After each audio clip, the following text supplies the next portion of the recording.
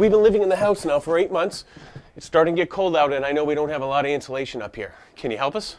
Well, let's see what you have here first, Tony. You've actually got what is called rock wool insulation, and this was probably blown in the house when the house was built years ago. And like a lot of insulation that's blown in, it settles over time. And let's see what you have here. Well, you've only got about 2 inches of insulation in here. So the first thing I want to do is dump some cellulose in here to bring it up higher. All right, this is a bag of cellulose insulation we picked up at the home center. Sometimes it's blown in with a machine, but we're actually just going to dump it in and rake it around and make it level. Now you just rake it around, Tony. We want to give it up a little bit higher than the top of the joist.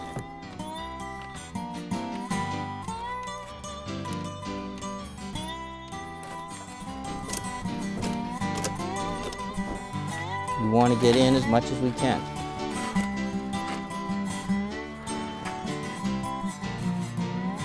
All right, it's nice and level now. Let's see what we have. Well, we have 6 inches. That's about an R19, and that's actually not enough because the building code requires an R38. Oh, well, what else can we do? Well, I'm simply going to take some fiberglass bat insulation and lay it right over this level surface. Okay, the first piece, Tony. Now this is 9.5 inches thick, 24 inches wide, and 4 feet long. And you notice there's no paper on it. The paper is a vapor barrier.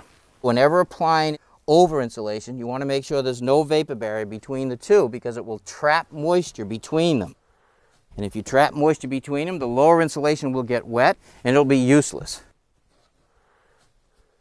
Keep it coming, Tony. Now if you notice, I'm running this insulation perpendicular to the joists. Make it a nice tight seal. All right, I want to cut this piece, and I want to cut it long, so I'll make it 2 inches longer. That's 36. Tony, let's have that piece. Now to cut this insulation, I actually am using a knife designed for cutting insulation. It's very thin, sharp on one edge. I'm going to simply mark my 36 inches with the knife. Move my tape measure. Now when I cut, I want to push down with my hand and just drag the knife right across. Now I have a piece of insulation cut to fit, and that should fit nice and tight. We don't want to have any gaps between the bats because that's an air leak. Now I'm going to take the waste, the cutoff piece, and start my next row. Now in the center of the attic floor, there's some subfloor on it. And underneath the subfloor is a rock wool insulation. Now rather than take the boards all up, we're simply going to cover the boards with the bat insulation.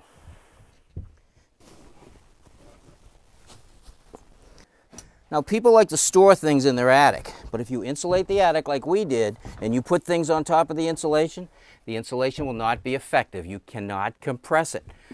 So to give you an area to store things, we've actually taken these 2x10s and framed a platform, spaced it 24 inches apart. Now we can simply lay insulation in between the 2x10s, and then we will cover the 2x10s and the insulation with 7/16 oriented strand board. And then you'll have a platform to store things. Now Tony, I don't want you walking on the fiberglass insulation. So to give you access to your platform, we simply took some 2-inch rigid foam insulation and laid that over the subfloor that you can walk on.